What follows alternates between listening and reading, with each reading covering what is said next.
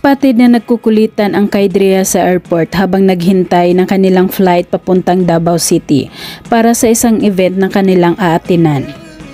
Super tangkad talaga ni Kyle at ang cute naman ni Andrea habang hinahawakan at niyayakap siya nito sa likod.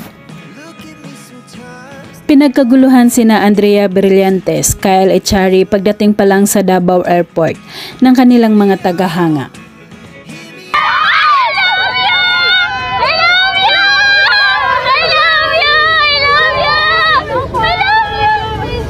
Naimbitahan ang dalawa na mag-perform para sa FM Favorite Music 101.9 Paskong Ka-Vibes na naganap sa Abrisa Mall. Aling band? Two bands. First two bands. Holding hands lagi ang dalawa sa pagdating nila sa naturang event at pati sa backstage habang hinihintay na tawagin sila, magkahawak kamay pa rin.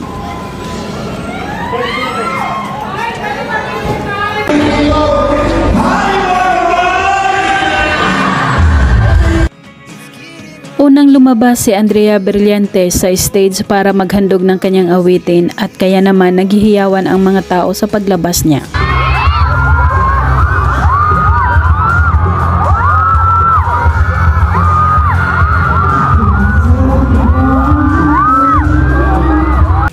Napakaganda nito sa kanyang kasuotan na blue long skirt, white sleeveless top at pinapartneran ng puting rubber shoes.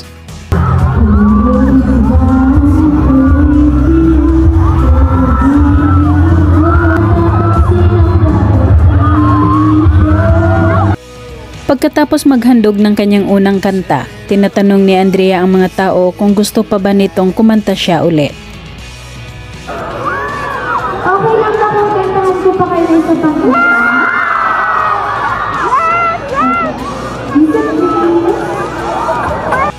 Medyo nagulat pa ang kapamilya aktres sa pagpunta niya sa gilid ng stage na may inabot sa kanya na flower bouquet.